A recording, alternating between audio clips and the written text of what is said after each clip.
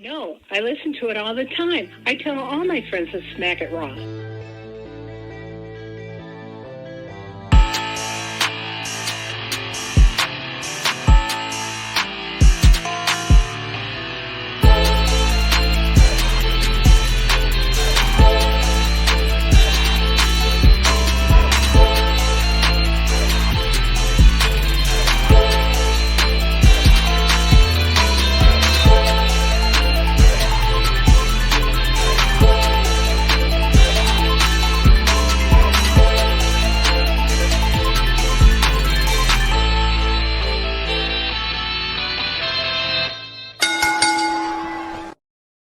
Following podcast contains mature content. The views and opinions expressed by the host are not necessarily those of the host. Listener discretion is advised. Welcome back to the Smackin It Raw Podcast, the number one wrestling podcast on Pornhub. I don't have a catchy porn innuendo related to wrestling because I'm not the Warden Matt Ritter, but I am your host today, the Pornhub Poppy, the Salt in the Spirit Swallow, Daddy Delgado, SES Vince. But I'm not here alone. I'm here with fellow Pornhub Poppy, the host of the She Showcase. She is the mind of Inside the Mind of, and the hardest working woman in podcasting today. Of course, I'm talking about Miss Kitty Kinzy Bay. That's me. I have many other nicknames too, but I have advocates and special counsels who do that. So Salting a step on me as well. She has stickers. So if that's you what I heard. Yeah, that's what I heard. And if you hear that voice, obviously we're not here alone. We are joined by a very special guest. He is the host of the Botch Spots and Chair Shots podcast. He is a chef by trade and a mark by choice. The Will Gray. Will, how you doing, man? I was so excited when you messaged me, and I was sitting there, and it was at the end of SmackDown, and I was like, yes, yeah. I can't wait. Let's go. I'm going to be on Smackin It Raw tonight. I literally DM'd Will right after Matt told me that he couldn't make it because of work. And I told him, like, hey, do you want to Smack It Raw live with me tonight at midnight on Pornhub? And he said yes. So yes. Zero questions asked. Anyways, like I said, we are live currently right now on youtube.com/creationworld and live also on twitch.tv/creationworld. So if you're not following us already there, so go ahead and follow us, turn on bell notifications, subscribe, do all that fun stuff. Guys, before we get into the spits and the swallows, quick shout out to Allison in the chat. Shout out to Kofi Wheatston in the chat as well. But let's start with some news and rumors. Katie, I don't have anything lined up, so like Matt does every single week, I'm just going to pivot it on over to you. It's almost like I have a show that I do the day before this. Yeah. Where I also talk about news and rumors, but the majority of those news and rumors that I talk about on my show happen within the shows. Ergo, I will not talk about them because they can be spits or swallows, but I do have two little pieces of information. First and foremost, the original, King and Queen of the Ring tournament pay-per-view that was going to be in Saudi, they said, now we're going to scrap the name and we're going to make a Night of Champions. I don't know what that entails. Who knows? That show is called She Showcase, Travis, in case anybody was wondering. Travis over here wondering. Travis was there. What's the show called? He was there. Yeah. He was in the chat yesterday. Oh. Really? Okay. Well, I mean, he was there in the Twitch chat, twitch.tv/She Showcase. Okay. I don't do the StreamYard thing, so I'm not live on youtube.com/She Showcase either, but you can watch things after the fact there. Yeah, exactly.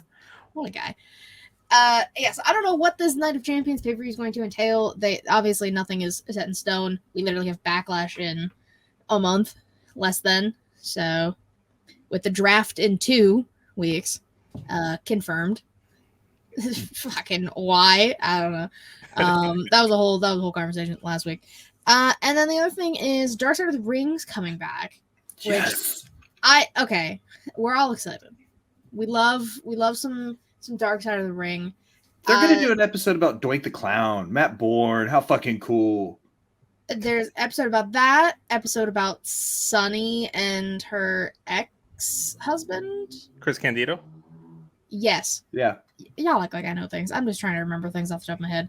Bam Bam Bigelow. I was gonna say Bam Bam Bigelow's the other name that sounds familiar. I don't know. I can't remember everything off the top of my head.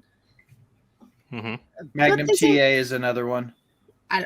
Mike Awesome. Yeah, and Mike Sandman. Awesome. Sandman was another one. Abdullah the Butcher.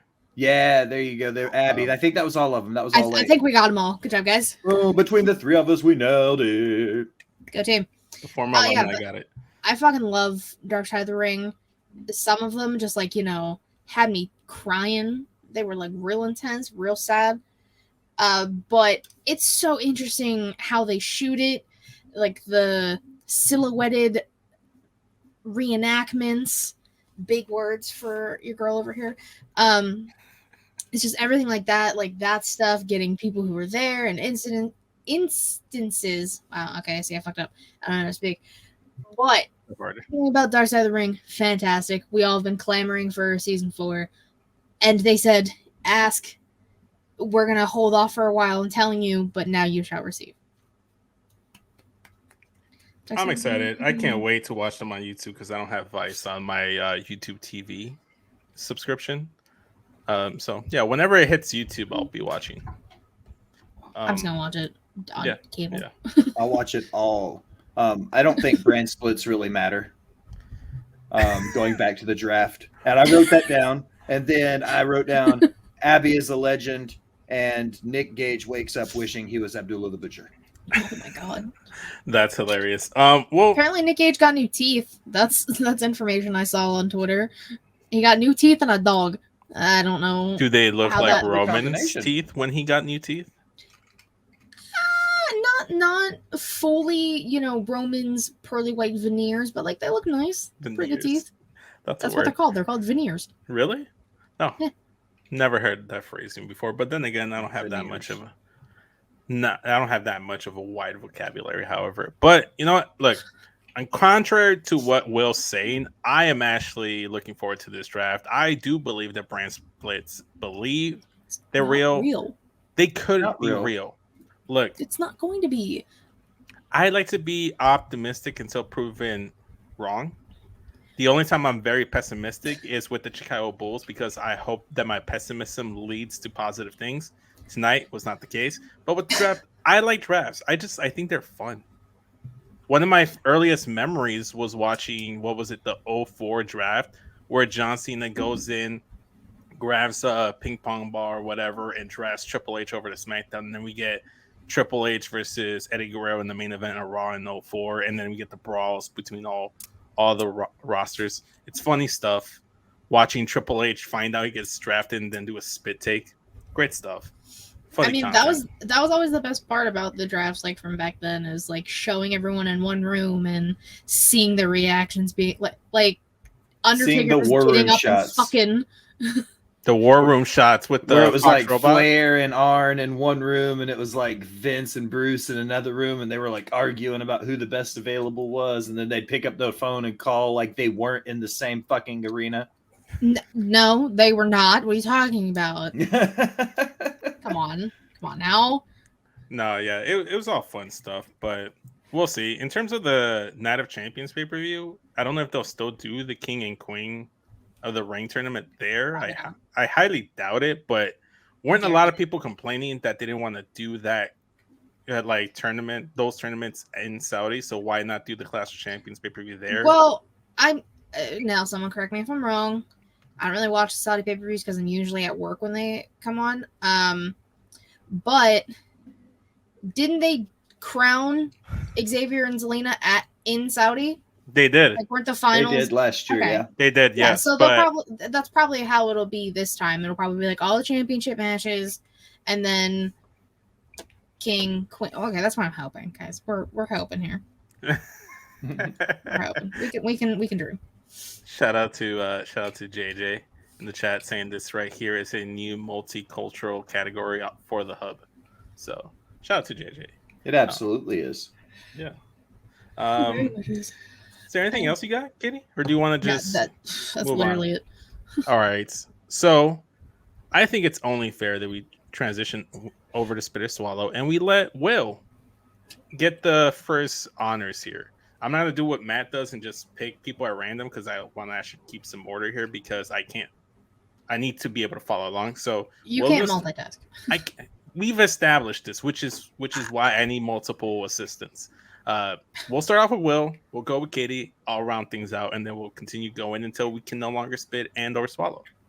So what you're saying is you and I are the bread in this sandwich. So I'm going to start off with a softball. He said I'm going to change topics immediately. From it's it's after dark, whatever. I'm going to start with a softball of a swallow, and that is the new women's tag team champions on Raw, Raquel and Liv. For a long time, I said Liv Morgan was the walking example of why the women's division needs a mid-card title in WWE, because she's not quite ready enough to be a world champion. She had a decent little thing, but it wasn't like she's not ready to be the face of the company for, long-term wise. So I felt like for a long time, Liv was the person that said, okay, this is why we need a mid-card title. Now, with there being a little bit of a rise in the women's division, I like that they're giving these two a chance to have this mid-card belt and elevate it some. Because now that they have it, you get the story with the oldies and the goodies, Lita and Trish versus Becky and whoever, Bailey or however they decide to tie all this mess in. So you get some like integrated stories into it, but also get the belt on two mid-card wrestlers that deserve a push. Yeah. I mean, and like we saw on SmackDown, team, Adam Pearce called him something, but I can't remember now. The complaint committee? Yeah, the complaint committee. Sonya Deville, Chelsea Green, coming out and being like, all right, well, since Ronda and Shayna aren't gonna fucking do anything, we're going to, we want next dibs on it. So, I mean, it works. I'm okay with the team. It makes sense. They're doing something with the titles. Yeah. Look, I'm gonna say this. I like their promo that they delivered on SmackDown, especially the little innuendos that were throwing in there. I'm a fan of innuendos and slight remarks like that. Like they were talking to each other like it was me and Will out there performing the promo on SmackDown. But I am going to spit them winning the titles, and that's mostly specifically because of Raquel. I don't like Raquel for very specific non-wrestling related reasons that I'm not going to go into here. January 6th. But cough on while you're laughing. But it's mostly that I'm glad that Liv got the title. Sure, I'm not a fan of this tag team, but I'm just betting because of Raquel. If you substitute Raquel with just about anyone that isn't her or Lacey Evans, I might be okay with this team. But yeah, no. Should have been Shotzi. And Liv. But we're missing the main thing here. To swallow. Trish turned heel, guys. This is what we wanted. We shouldn't be spitting or swallowing anything involving Trish Stratus or Lita in a storyline in 2023. No, we should. They should be a one-off for a bot show like in Saudi or something. The constant booking of legends in your storylines implies that you don't have faith in your current generation of stars, because you're bringing them in and you're monopolizing. And every one of us in this room right now have complained about the amount of time that the women's division is getting on national TV. And at the same time, instead of giving that time to young up-and-coming stars, they're bringing in legends and booking them. We don't need to be celebrating Lita and Trish past that. They've had their time. Give somebody else the time now. I mean, this is more than likely the last run of both of them. And you're right. They don't utilize their women. In recent-ish, I don't have like a time frame here. Recent-ish weeks, we are getting more than one women's match on Raw because it's a 3-hour fucking show. SmackDown's a different story. SmackDown doesn't count. SmackDown's been dropping the ball. and NXT is a different entity because NXT knows what the fuck they're doing. Main roster wise, utilizing Trish and Lita, and you had 4 of the probably like most known people who aren't a champion: Becky, Bayley, Io, and Dakota. Who, I mean, Damage Control is its own thing, but you did have them on a story. I'm okay with it because they're actually, you know, like having matches and being in storylines, not just being like, I'm here to fight for title, Bill Goldberg. Like they're like at least engrossing themselves in everything. They're not here and being like, I demand a title because I am a legend. No, they're throwing down. Yeah, they do look good in the ring. Lita was a little iffy at first, but she seems to be getting the ring rust off. I'm not taking away from their abilities in the ring. I just think if they're going to put women on the card, why not push the current roster? Let me ask you a question, Will. Do you have the same feelings when they do the same thing in the men's division, like a la an Edge, like coming in, doing a program, leaving, coming back, doing a program, leaving, like beating the current talent in Finn Balor, and then dipping and not showing up for the last 2 weeks? Like, do you feel the same, or is it just specifically to the women's division because it's not being highlighted equally with the men's? I do think it's the same in the men's division, but I disagree with the Edge analogy here simply because Edge was forced out of the business for so long. So this is very much Edge's second run or third run, depending how you want to look at it, very a la Shawn Michaels, because he had the Edge and Christian, then he had his singles run, then he had the injury, and he was gone for 11 years, 10 years, and then he came back in 2020.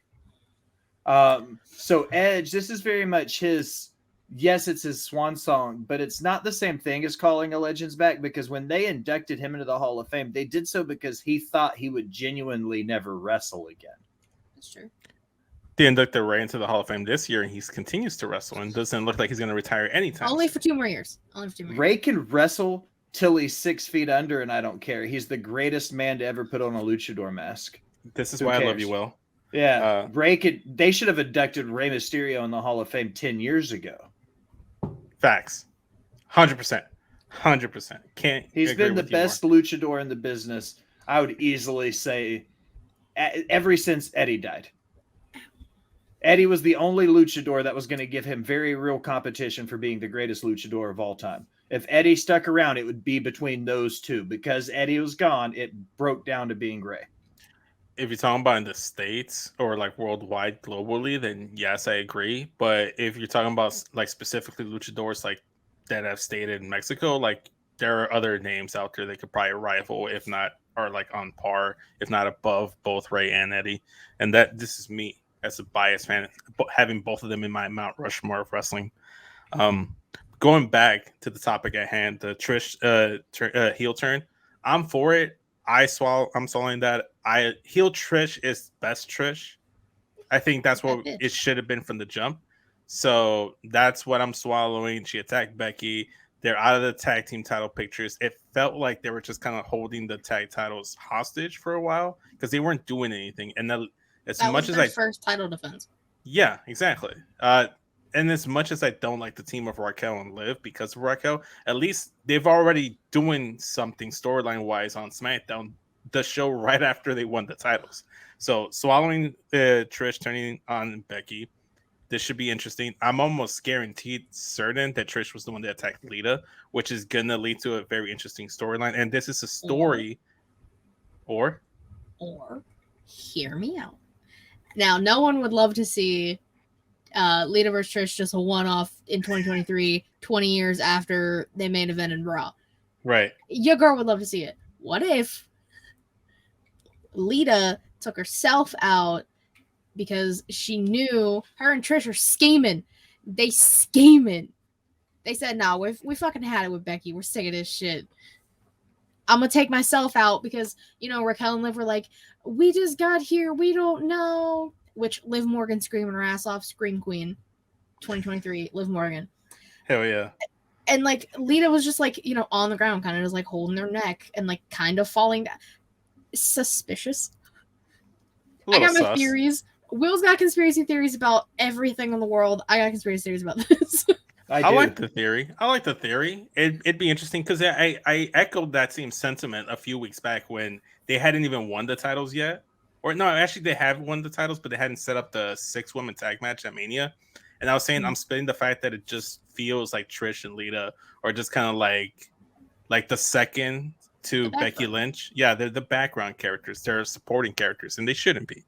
So I'm with that. So, but sticking in the women's division, we not only had the women's tag team title match, we had a women's triple threat #1 contenders match, and that's where my first swallow starts. I'm swallowing Io Sky and the match as a whole, winning and becoming the #1 contender for Bianca Belair's Raw Women's Championship. And initially and originally, it was Bayley that was supposed to be in this match because she went and complained and did her Karen impression to Adam Pearce, talking about how like, hey, we should be getting better stuff. My girls should be getting a tag team title match, not Liv and Raquel, yada yada. And in the midst of it, she got an opportunity, a #1 contendership match in the triple threat, and she's tried to pitch it to Damage Control. Sounds like, oh, once I win the match and become Raw Women's Champion, I'll have more leverage, and then we can help you guys out get the tag titles. And I liked that Io was bothered and was pissed, and she was yelling at Bayley in Japanese. Dakota comes in and just like, yeah, what about us? No, why can't we have that opportunity? Why does it have to be you? She goes back reluctantly, and it turns out that Io gets the spot, gets the victory. Bayley didn't seem too amused at the fact that Io had won. So I like this because this teases some tension between Damage Control. And I've been a proponent that I think the faction should be broken up. I don't think it's working how we envisioned it was going to work when they debuted at SummerSlam. Plus, Io Sky is one of my favorite wrestlers on the whole entire company. So her getting the dub and the match against Bianca, that's going to slap. That's going to be a great match. Give it to me in Puerto Rico. That's what I want. That's probably where it's going to happen, if I were to guess. I think that's the perfect opponent for Bianca because I don't think she's going to drop the belt yet. So, give her somebody that she can have a banger with, and we know is going to be a 5-star match, and then just let it be a good one-off, short-told story because she earned the #1 contender spot. So now for the next few weeks, it can be the build to the match between them jaw-jacking, and then we can get to Puerto Rico. And we can have a great match where we know Bianca doesn't necessarily have to drop the title, but she can still let Io get her moveset in and look good for the crowd. Yeah, I agreed. JJ in the chat saying, really, I love Io, but how does that make any sense? Like Will explained, it's a stopgap feud. And if it does go ahead and tease some dissension in the ranks of Damage Control, I think it's going to be great. Let's be honest. Let's call a spade a spade. Damage Control needs to break up now. They're doing nothing. This is getting fucking stupid. Yeah, 100%. Ellison says that she thinks Bayley is hurt and they just aren't saying anything, which is why she wasn't on Raw last week and she got subbed in kayfabe in the match. She also says the same thing they did with Asuka. I'm not sure what you're alluding to. And she's talking about just a one-off feud match, I think. Oh, yeah, probably. Yeah, it'd be a great match. That's what you, at this point, if you haven't figured out who you're going to drop the title to, in the Bianca title reign, at least put her against opponents that she's going to have great matches with. And that's kind of where I'm at in this boat, is just have her have a really good match with Io. Yeah. They'll slap. So it's a swallow for me. Yep. Yeah. Will, spit or swallow? I'm going to do my first spit. Okay. And it kind of ties in with a different swallow for a different reason. I'm going to spit the idea of them leaning towards a breakup of Sami and KO already. They seem like they're already starting to dig at that dissension between the two of them, and going back to the Night of Champions thing at Saudi. I I hope a bot show doesn't fuck up a really, really amazing title reign. Because Sammy and KO, neither one really have any interest. Sammy won't go. KO's, he's not going to go unless they pay him like a buku of money. Yeah. You know what I mean? So, like, I hope that a bot show doesn't fuck up this amazing storyline and all of this, like, the little one-offs and jabs that KO throws out there. And, like, tonight it was the argument about how, like, Sammy was like, just calm down and be cool. And he's like, no, don't. And, like, with, it was just, I don't like the idea of them already showing dissension between these two only 2 weeks out of WrestleMania. Yeah, they started on SmackDown last week, right, Kitty?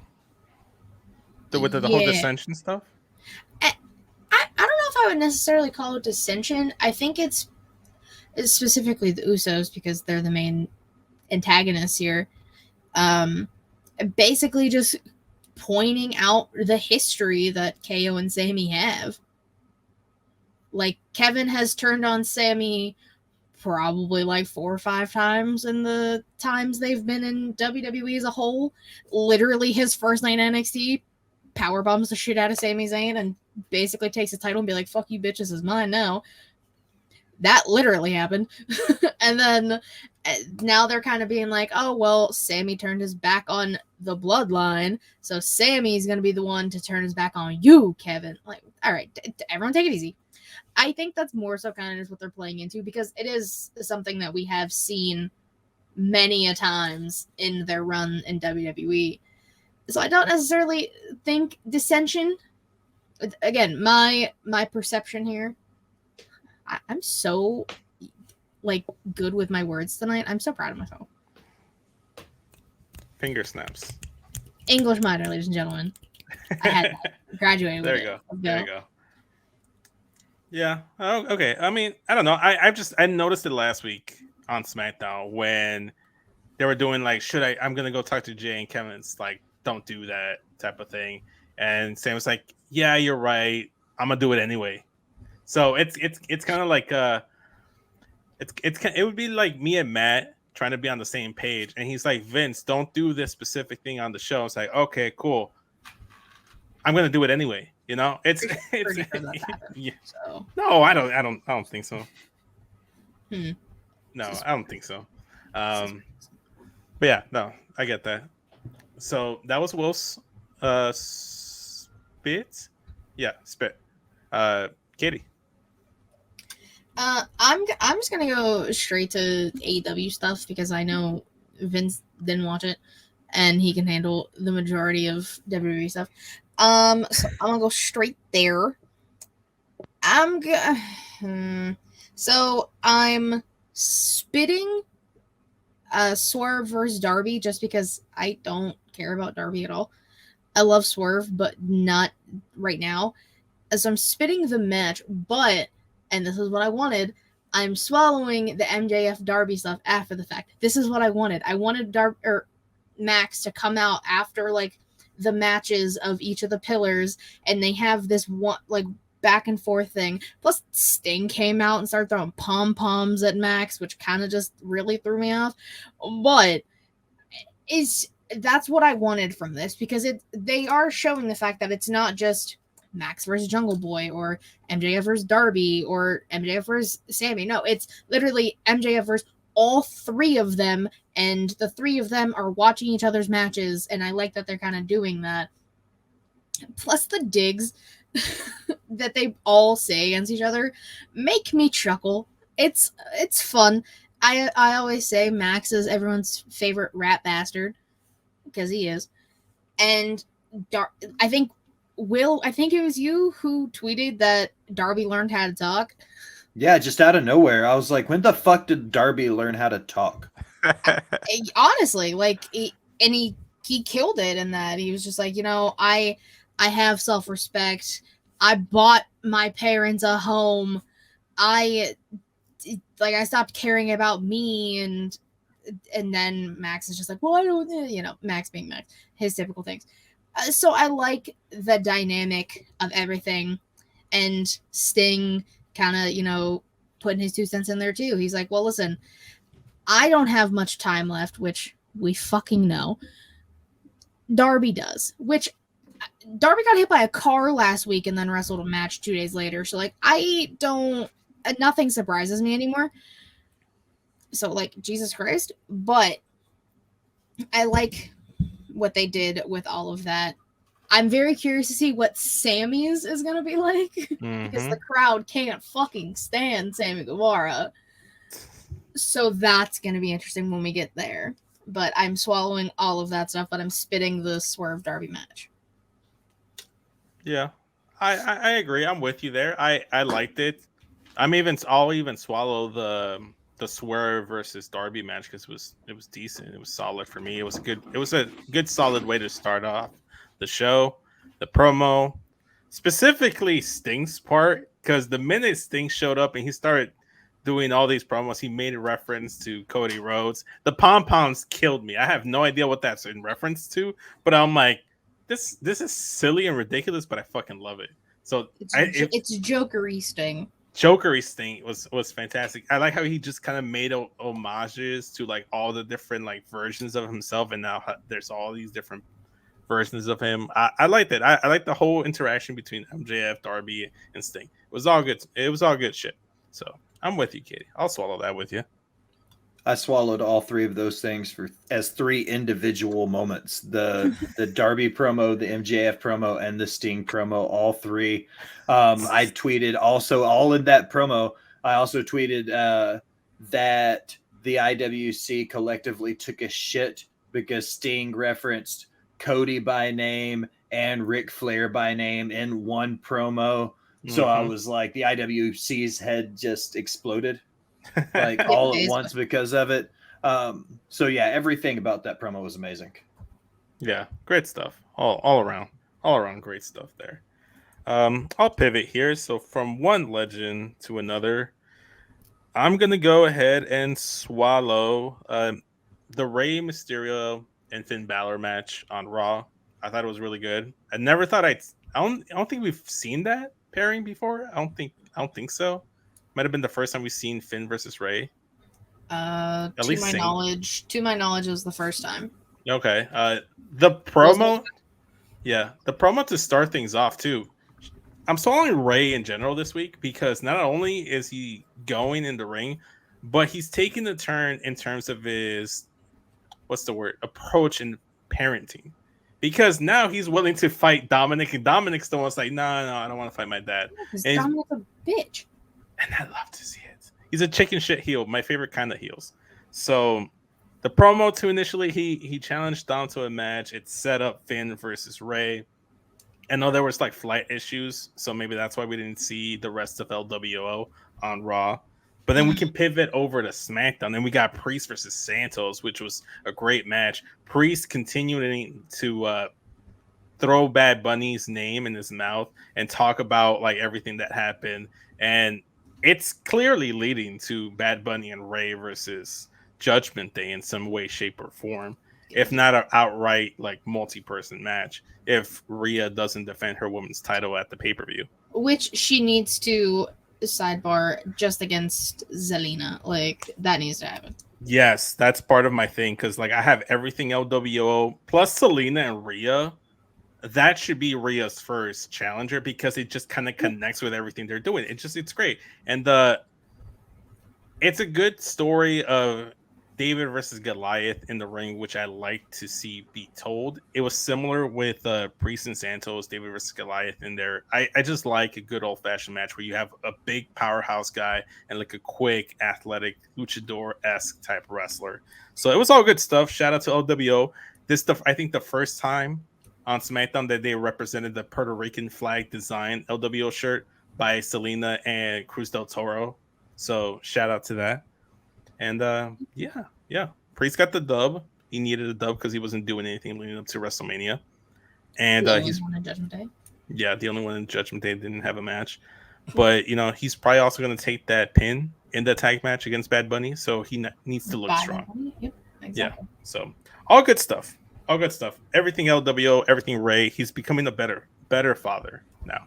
He's actually fighting his son on SmackDown. He's not a perfect father, but he's an improved father. At least improved from like 3 weeks ago. Will, did you look up? I did. I looked it up. Finn Balor is 4-0 against Rey Mysterio in their WWE careers. They've had multiple matches? Really? Were they all televised? Not all of them. There were a few that were dark matches. The one on Monday Night Raw.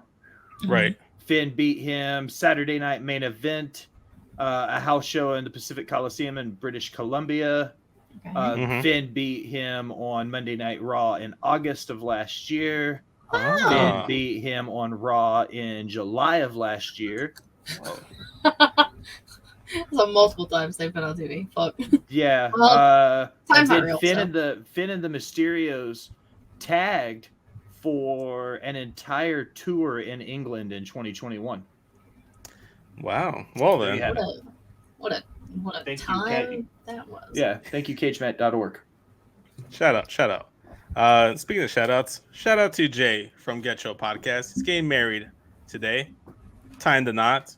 Happy for the man. Shout out to my boy Jay. Will, spit or swallow? I'm going to go into the AEW realm. Okay. And I am going to swallow everything that is Orange Cassidy and the All International Atlantic Forever title. That's 100% what the name is. I, at first, hated Pockets and his Canadian tuxedo or whatever it's called, like the jean suit. That's you're right. Canadian tuxedo. Okay. Dan is here. Thank goodness. I was really worried that I stayed up this late and wasn't going to see Dan. So I'm glad you're here, Dan. So I love Orange Cassidy. At first, I wasn't a big Pockets guy. I thought he was kind of lame. I didn't think he didn't work a lot. And you know me. Both of you know me well enough to know my style of wrestling. If you're a character that can work, amazing. I'm going to love the shit out of you. If you're a character-based wrestler that can't work, I'm going to ream you through the mud relentlessly. And that's who OC was to me at first. I thought he was a character-based wrestler with no in-ring talent. Now he's arguably maybe the best mid-card champion they've had in a long time, because the TNT hot potato title doesn't give anybody a chance to really establish themselves as a champion. Yeah, I get where you're coming from. If you're not aware with Orange Cassidy prior to AEW, then you probably think he's just kind of like a gimmick wrestler, and he's not actually going to go in the ring. I've gotten a chance to see him, thankfully, prior to AEW, so I knew he could go in the ring, and that was kind of his whole shtick, is that he doesn't try until he absolutely has to, which is one of the pet peeves of Matt lately, is that he's become this wrestler that always tries from the beginning, and he kind of like the aspect of him, he's kind of like the sloth of professional wrestling. He doesn't really try. He's very lazy until he absolutely gets pushed to his limit, is when he actually goes to the next level. But yeah, I get that. Shout out to Orange Cassidy. I like me a good Canadian tuxedo or whatever it's called. No, we established that. It didn't sound right to me either when I said it, Vince, to be completely honest. That's why I questioned myself and needed reassurance from Katie, was because I didn't think it was right. I know fashion. I love Canadians. And I love Canadians. Don't we all? Nice people. Yeah. But let's talk about it. Orange Cassidy versus Buddy Matthews was one hell of a match. I am so sad I don't get to see that live next week. That's kind of bullshit. Whatever. But let's talk about the fact that Buddy finally got his little moment in the sun, rightfully so, because obviously House of Black, always been on black, the house always wins. They, as a faction, as a trio, whatever you want to call them, killing it. They're the best. We love it. 10 out of 10. But, Brody and Malachi were already a tag team before they brought Buddy in. So when it's just tag team stuff, more than likely it's Buddy and Malachi. Or Brody and Malachi. Too many names.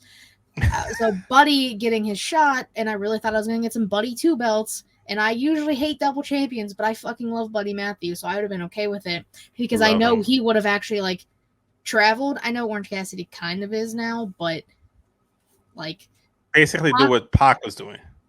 Pac was literally going to indie shows and being like, "Hey, I have a title. Would you like to fight for this?" That was the point of what this title was supposed to represent, though. Yeah. And Orange Cassidy is just going to New Japan. That's it. To be fair, they would really expect Orange Cassidy, given his gimmick and his character, to really actively go from indie promotion to indie promotion defending the title. I mean, he could. I mean, he could, but he'd probably walk it there. He'd take his sweet old time. So by the time he gets to the show's over. It was probably ended like 2 days ago, 2 days prior. Well, so, I also trying to find some logic. Take a backpack to every wrestling show I go to, by the way. Yeah. Every time I go, I take a backpack. It's got snacks. It's got my notebooks and my pens. It's got my iPad so I can watch videos if I get cranky. Like, it's my backpack. It takes care of everything that I need, especially if I'm going to be on my feet all day. Will loves his notebooks. Backpack. That's exactly right. Yeah. Notebook there you go. Backpack. Notebooks. This is a tiny notebook. With a out of paper, so it's very sad. Yeah, I'm like almost halfway through my notebook, so I had to go and get a new one. But this is my cheating notebook. This is a different notebook. Yeah, I have a separate one too. It's usually when I actually get a chance to like watch the wrestling shows at home, and I use my actual regular notebook. But this is my travel size one. I'm with you, Katie. I haven't watched the match, but I heard about it, and that's one of the things I actually actively do want to watch AEW this week. I just didn't get a chance to do it. I don't believe you. I watched last week, and I watched the week prior to that one too. I watched the last 2 weeks, except for this one. 2 out of the last 3 weeks. He's on a streak, ladies and gentlemen. I'm streaking. But yeah, I like Buddy Matthews. I've liked them ever since the cruiserweight division in NXT, WWE, whatever. I liked him when he was in the tag team as Blake and Murphy with Alexa Bliss. I like him. He has a great moveset, so I know that match is going to be fantastic. So I have that set to go after we're done. I'm actually going to watch that as I go to sleep. But a match that I did get to watch this week that I thought was fantastic, by the way, and that was the main event to NXT this week. And specifically Dragon Lee. He has a really cool entrance, and this is not just me shouting out more Latinos, because like Latino stand up, let's go. But Dragon Lee's theme song is really cool. They're doing a lot of work in his presentation. His gear leaves very little to the imagination, and he can go in the freaking ring. And as much as I don't like Jordan Devlin or JD McDonough or whatever, and I'm not a fan of Grayson Waller, collectively, Waller, McDonough, Dragon Lee, and Duke Hudson all put on a great match. Duke was the powerhouse, the big man in the match, and he got some actual shine. He got some offense in. It was great to see. It was great to see the Duke. More on him later. But yeah, swallowing that Fatal 4-Way main events. The results, not so much, but kind of makes sense, even though I don't really care to see Waller versus Mello again. I mean, nobody cares to see it, but like we need a match for their random little spring break-in. Yeah. Yeah, both them and AEW do that all the time. Like their pay-per-view themed weekly episode. They do that a lot. I mean, it works, but I mean, I don't know. NXT standing out from the main roster, and AEW is standing out from itself. So it makes sense. Like from ROH. I like a good network special if it's done right, but if it's kind of somebody on the show the other night used the analogy like this. They were like, on the 4th of July, everybody loves fireworks. You don't appreciate those fireworks if you see them every fucking night. Like a once every quarter maybe network special is one thing, but I feel like between AEW and NXT, there's a network special once or twice a month between both brands. I feel like NXT's gotten better. I think during the pandemic, they were definitely very heavy on doing that. Those. Was a little bit different of a time, though. So exactly. I'll give you that. Yeah. Yeah. But I think since then, they kind of have slimmed it down to only like a few. Yeah. And some of them that were like, just weekly television specials, they basically made into like takeovers, PLEs, pay-per-views, whatever you want to call them. Mm-hmm. Like Vengeance Day at one point was their like weekly special show thing, and then it was their pay-per-view. Like it, so they kind of just vary it, I guess. Yeah, I get that. I don't know. I mean, I like to nitpick just because I like to nitpick at stuff because that's kind of like what we do here. What? Yeah, I know. Shocking. No. But I don't know. I mean, it's whatever. I mean, I'd like it more if AEW and NXT both like maybe had like themed sets for the occasion. Maybe not change the whole Titantron thing, but I don't know if it's called Spring Break-In or whatever. Put some palm trees, you know, putting some like sand, like some like folding chairs, you know, like In Your House at one point was legitimately a front house. lawn. Yeah, Yeah. because Io dove from it when she won the NXT Women's title. Over Flair that year. Yeah. I want to chime in for a second. Dan says, take away Ring of Honor, AEW only does 4 Battle of the Belts a year. That was true. They do the 4 Battle of the Belts. They also do Fighter Flight or Fighter Fest or whatever it's called. Mhm. Then they do Winter is Coming. And then they do whatever they're, you know, the St. Patrick's Day Massacre or whatever it's called. They do the Grand Slam at Dynamite in the tennis stadium. Mhm. You see what I mean? Like, it's not just 4 Battle of the Belts. They do 4 Battle of Belts once a quarter because they're obligated to. They do all these other specials too. Which also, I'm sorry, Dan. I thought you were being serious. it's also the fact that they've had. I just talked about this. They've had 6. Sorry, Dan. I love you. Battle of the Belts. Battle of the Belt number 6 was last week. Or 2 Yeah. weeks ago. Wow, crazy. Tell me how many titles have changed hands. 1. One. I was about to say none. Well, okay. Technically, and this is just pissing me off, it was the first and only one that I know of was when Cody had COVID and they decided, oh, here's an interim TNT champion for a fucking week. For the 10 That days he's bullshit. on quarantine. Yeah, that bullshit. That's the only reason the title, quote unquote, changed hands. Technically, it didn't because Cody came back with the original championship, and that was classified as an interim title. So it was a completely different title. So no title changed hands. A new champion was crowned for a new interim championship. Vince, shut up. I'm saying it's because you were making that case. It's the same concept though. Like they only made it a quote unquote interim because Tony Khan's an idiot. Yeah. It was the same title regardless. Yes, I agree. I 100% agree. But I technically, and we're being technical here, I don't personally consider it a title change, but I guess some people could. Who went last? Was it Will? Was it Will that went last? I went last? No, I didn't. Yeah, you did, because this originally started with Dragon Lee. Oh, yeah, that's right. So, Will, you're next. Spit or swallow. I had spitting, spring breaking, but there's no need to go back down that road again. So, This is one of those spit part of it and swallow part of it. And the Brandon Cutler, Michael Nakazawa versus BCC match. Like, Nakazawa kind of showed out. I hate Brandon Cutler. out of curiosity, can I ask why? At first I was like, maybe Brandon is going, maybe Brandon is a solid worker, or maybe Brandon was more than just a producer for BTE. Maybe Brandon had a purpose. And then I find out Brandon's not a full-time producer of BTE anymore. Brandon's kind of a mediocre wrestler. He's not as good as anybody else on the roster. He wears that stupid fucking mask all the time. So you realize he's just kind of a tool bag that hangs out with the Young Bucks, and I already don't like the Young Bucks. So fuck Brandon Cutler. Okay, Fair. I was just wondering. Fair points. Who am I to deny?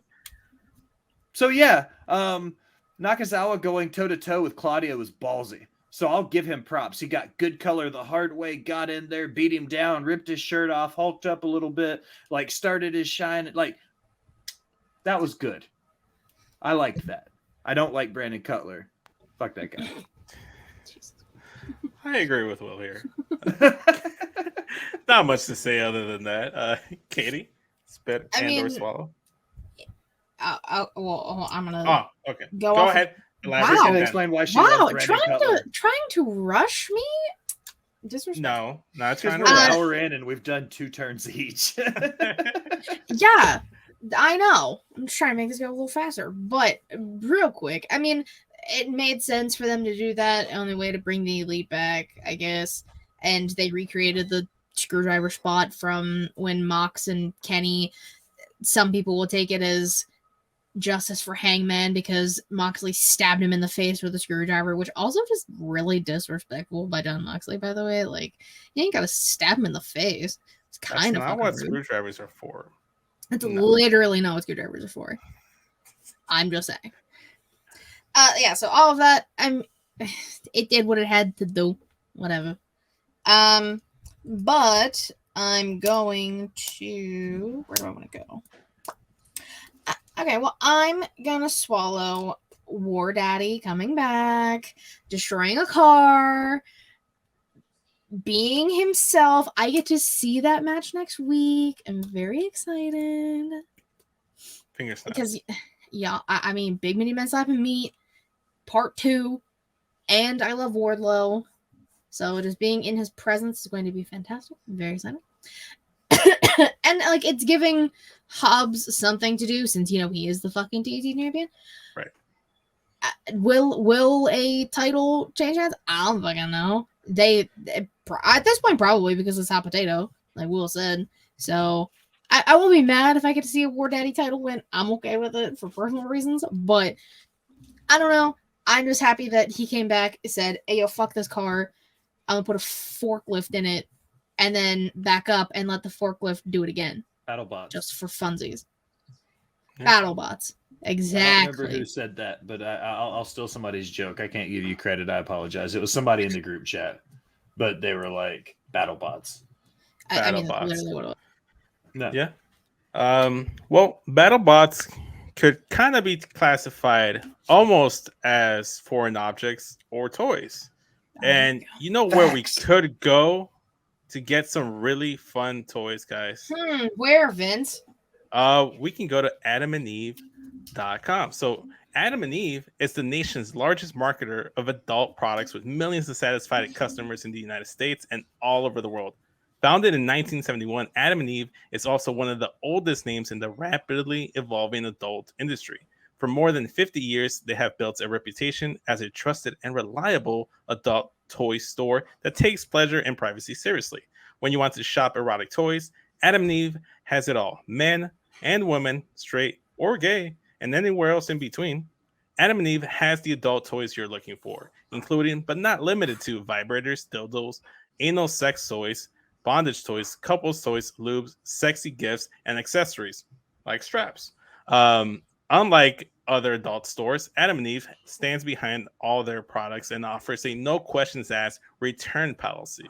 So whether you've bought a dildo, sex swing, or penis ring, you can get a full refund within 90 days if you're not 100% satisfied. So go to adamandeve.creationworld.com and use the code erotica to receive 50% off one item plus free shipping on orders of $49 or more. Once again, guys, that is adamandeve.creationworld.com and use the code erotica to receive 50% off and free shipping. The link is in the description. There. That's the only one I'm going to plug because I feel like it's the only one apropos for Smackin' It Raw. And this is in Croatia conversation. So just kind of had to squeeze it in there somewhere, you know? Anyways, I think it's on me, right? Because you swallowed the War Daddy, Katie? Yep. Okay. So from one daddy to another, I'm going to swallow the MVP of Chase U, Duke Hudson. I saw a sign in the crowd. I don't know if you guys spotted it or not. There was a sign that said Big Duke Energy. And I like puns. I like wordplay. And it was great. That's a good one. Yeah, it's a great one. He actually got a trophy presentation. I'm spitting the fact that Braun Breaker came in and ruined everything, speared Andre Chase. How rude of him. Disrespectful. But the whole chicken shit heel aspect and the whole self-centeredness from Duke Hudson, letting Andre Chase getting his ass whooped by Braun and him leaving this, trying to decide, do I help? Do I grab my portrait? Do I grab my trophy? Grabs his trophy and scurries off. but does get the championship opportunity in the main event. All great stuff. Andre Chase still in the background afterwards in the backstage segment. Thea Hale trying to like reinsure him, make sure he's okay. And Duke Hudson over here just kind of geeked for his championship match. The crowd giving him an MVP chant. Fantastic stuff. I know Katie and Matt aren't behind the Chase U stuff, and maybe Will might not be either, given like his preference in pro wrestlers. What is Chase U? What is Chase U? You Not tell me, masking. Will. It's a university. It's an organization. It's a feeling. It's a belief. It's a way of life. To be completely honest, I watch from about 8:40 to 9 o'clock for NXT. Like I watched the last half an hour. I'll watch that last segment in the main event, and that's usually all I watch every week of NXT. And I'm not trying to say that. It's one of those shows for me. I watch, Impact and NWA and everything else that I cover for my interview stuff, that when it comes down to the free time, I don't watch NXT anymore. Like almost never. Like That's fair. I've got a couple things. I did swallow Dragon Lee. But like it's the one show I don't watch live almost ever. If I do, like I said, it's like the main event. Yeah, I get that. I mean, so I kind of know who Chase U is, but I'm not familiar at all with what's happening with the story right now. Was in the main event representation, Duke Hudson. He did do like the Dusty, like bionic elbows, and he did a big dive over the top rope. That was kind of cool. That was cool. He did the Hulk Hogan Hulk up instead of doing you. He did you as in Chase U. I like creativity. I like shit that people don't like for some reason, and that's you're a hipster.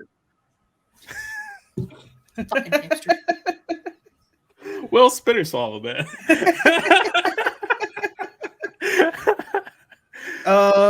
Let's go with I'm gonna spit squashing Silas Young. Okay. Which was the guy that Hobbs wrestled. There you go. He was the indie guy. I've got a soft spot in my heart for the indie wrestlers. So anytime I see somebody that's an alumni of the show on AEW or doing like dark work for WWE, I always get like, makes my heart happy, right? So to see Silas on AEW, I was like, hell yeah. And then watched him get squashed, and I'm like, what the fuck? Like, he's just so good. So to squash him like that, it's just kind of like lame. I'm glad he got the check. I'm glad he gets to work the match, everything that goes with it. I just think they should have done him a little bit better than what they did.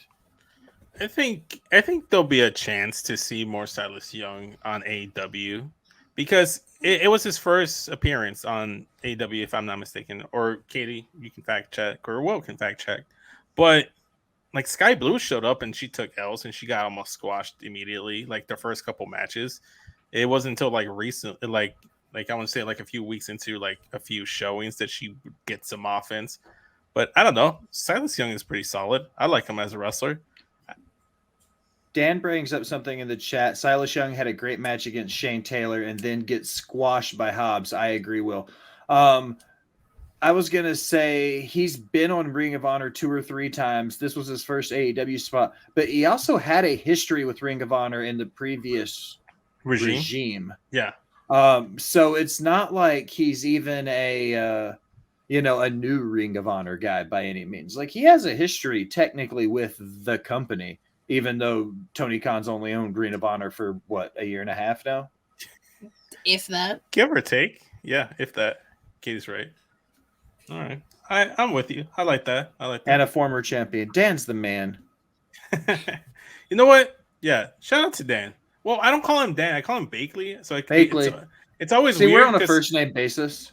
Okay. Yeah, I know. We're not like that. We only slide into each other's DMs to talk about basketball. So we're not at that level yet. But where we should be at is the next bit of swallow. So Katie, why don't you go ahead? Good job. I'm swallowing the fact that Keith Lee had a main event match on AEW Dynamite. At the very least, yes.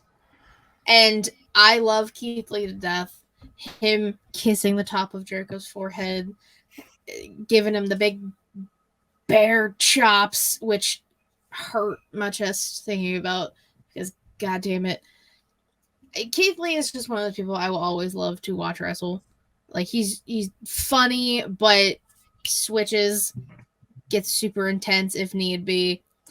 And like, he was off TV for a while, obviously came back. With the hair, it's giving, I don't know how to describe this. Okay, so have you guys seen the movie The Santa Claus? With Tim Allen? No. Are Okay, you pronouncing it right? Huh? No, I'm just messing with you. Will, have you seen it? Yes. Okay, so when he's like transforming into Santa and his hair starts going a little gray, that's kind of what Keith Lee reminds me of. Like, he's about to become Santa Claus. Like, it kind of fits. I'm here for Keith Lee as Santa Claus. I will swallow Santa Keith Lee. Damn, Matt's still at work. Holy shit. Vince has also, never seen any movies at all. Again, I am reiterating this point. I'm reiterating this point for many I never reasons. made any such claims to have watched any filmography that I don't dub I'm MCU just saying this blasphemous bullshit that I keep getting from Matt and Reek specifically, saying I have never seen a movie until recently. Vince has never seen a movie ever. So I'm sick of this. I mean, both statements could be true without this, disproving the other. No. I'm not saying it's not true. I want to say a good 90% of movies that the general public has watched and loved and think I watched, but I haven't. Hook.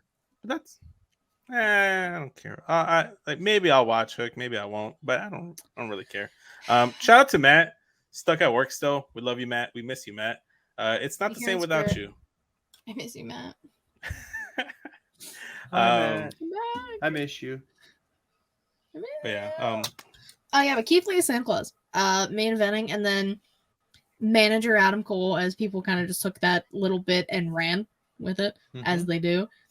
I love the fact that there's like, yeah, you know what? We beat the shit out of each other in NXT. We're homies now. And fuck yeah, you are. Two of my favorites. Hell yeah. I'm down. Fuck Chris Jericho, though. 100% fuck Chris Jericho every single day, twice on Sundays. But I did like I didn't see the extent of it, obviously, because we've already emphasized that I haven't finished Dynamite. But I did see screen grabs of Adam Cole with Keith Lee. Justin tweeted it out and had a caption saying, "She's just not interested in you, bro," as the caption. And now I want to see it. So shout out to Adam Cole and Keith Lee.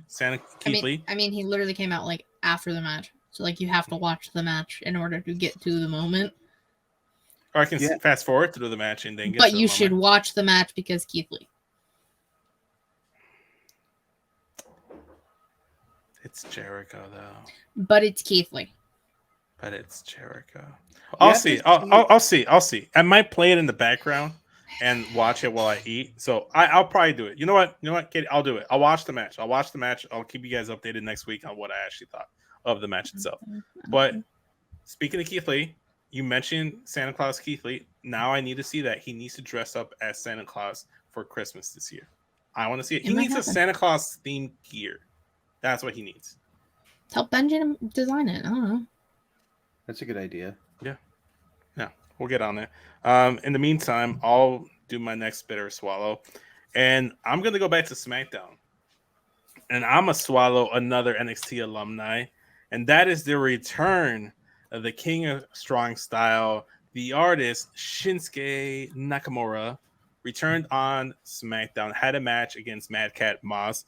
Also going to do a double swallow for Emma pre-match, trying to hype up and I wouldn't say gaslighting, but supporting being she was gaslighting.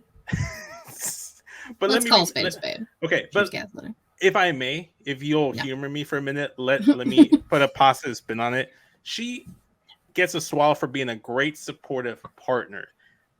you should strive to find yourself an Emma in your relationship, because she's out here saying like you're gonna be the number 1 draft pick, you're this, you're that, you're the great athlete, you're gonna win this match, X, Y, Z. She's lying, but she's gaslighting.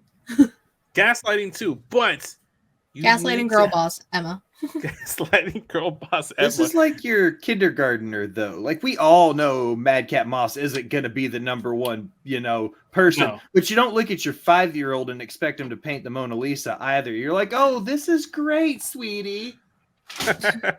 Wow. Pick up your notebook. Yes, ma'am. Sorry. But that's kind of my whole point. I'm swallowing Emma as a partner, because you want that support, I feel and I hope that I have that support right now with my current girlfriend, with Melissa. So I like that. I feel like I got that positive energy in my day-to-day life. She supports me in everything I do. She's my number 1 fan. She's rooting for me. She is my advocate. And Emma being Madcap's advocate just warms my heart, because at the very least, if Madcap can't get a good name or win a match on TV, at least he has a good partner in his relationship.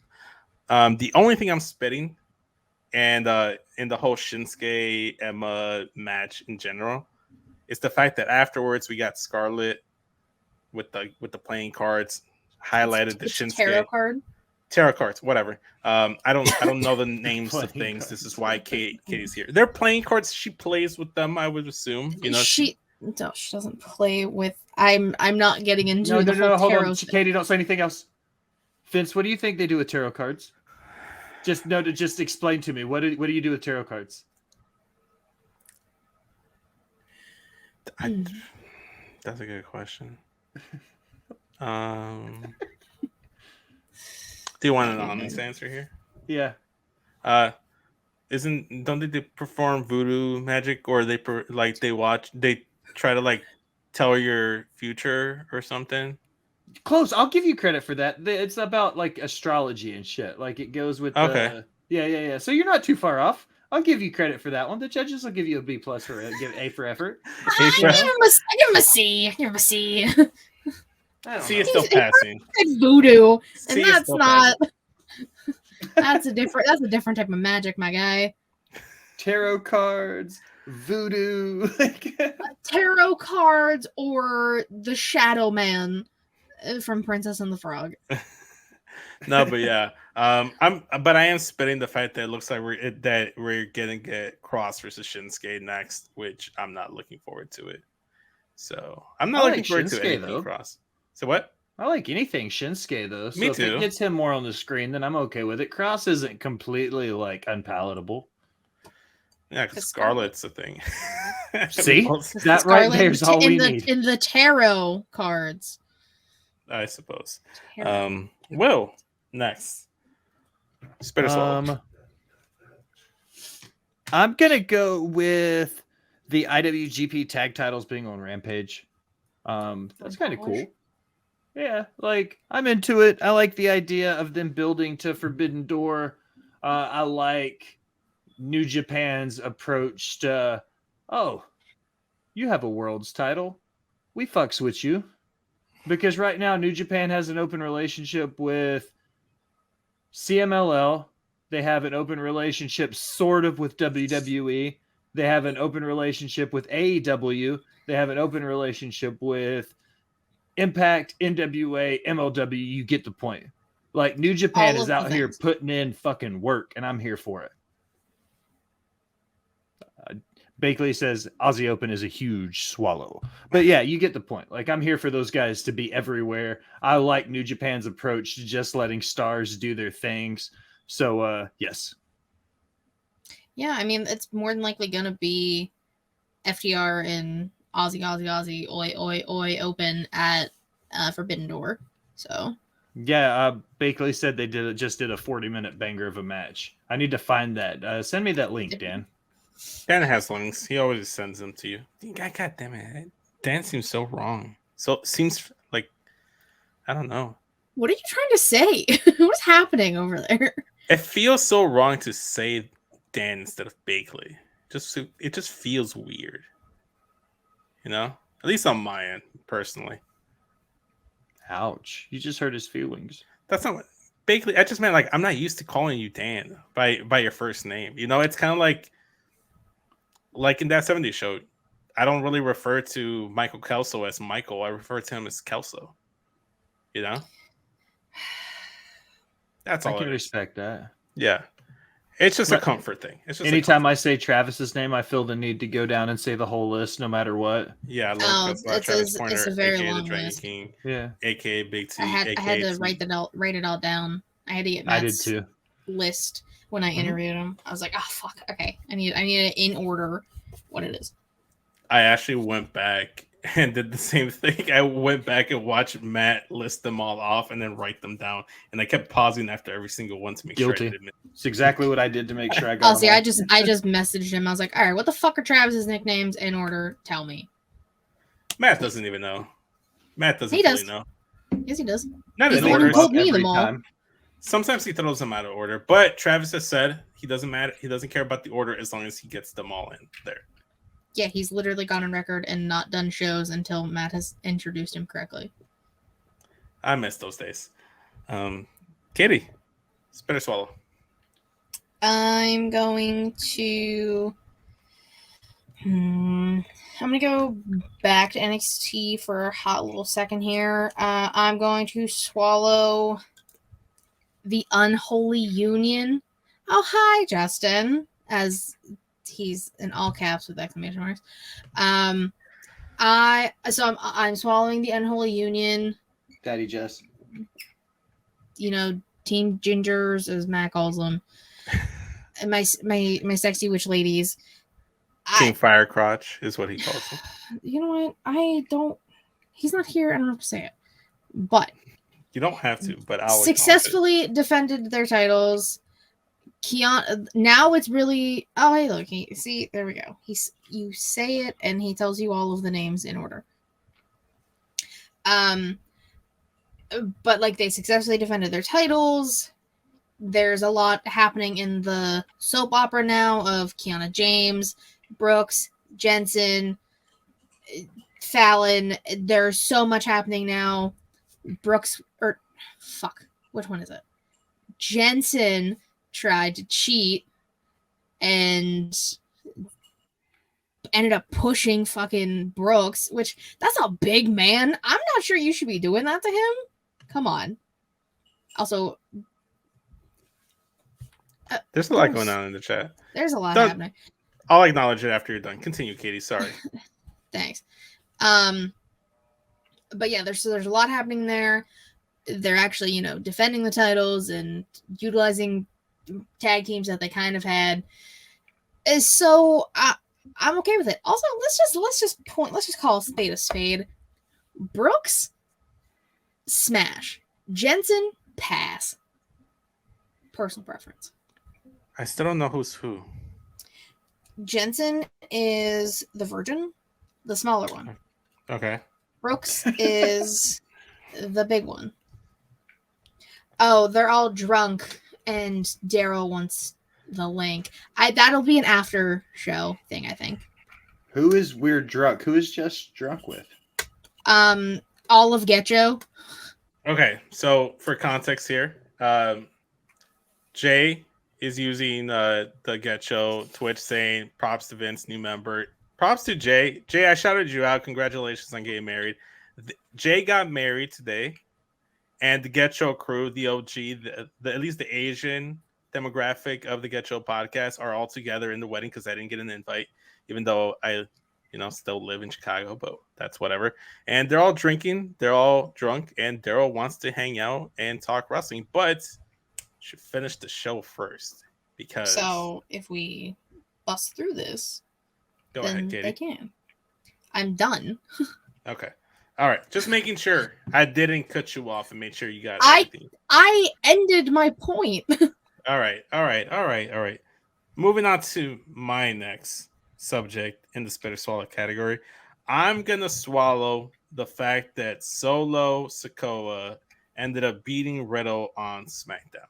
And lumping this all together in the effort to save time here, I'm spitting the fact that Sammy and Kevin Owens have refused to heed the warnings, have refused to see what happens in history when you associate with Matthew Riddle.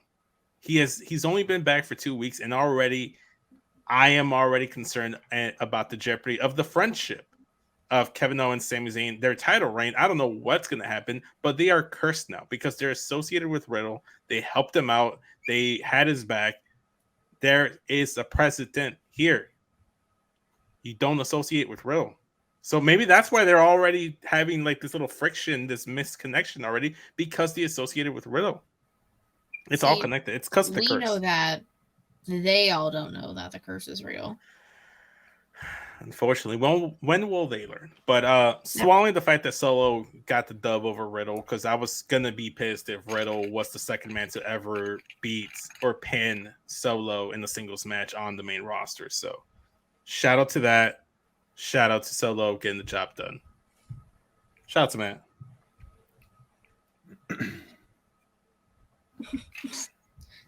Yeah. Riddle sucks. We spit Riddle. Yeah, I didn't feel like I really had anything left to say that. Fuck Matt Riddle. Yeah. Also, the fact that they were just like, oh, Riddle got injured and let's show you what happened. I'll go flying fuck. He should have been out longer. But, that's just me. That's true. Well, what else do you have to talk about? I'm swallowing Bullet Club Gold with Swiss cheese stay white and rock hard juice box.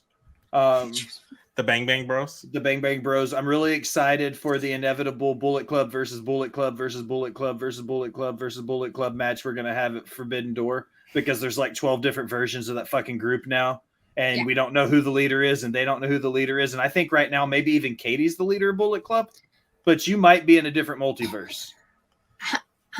I'm actually a leader.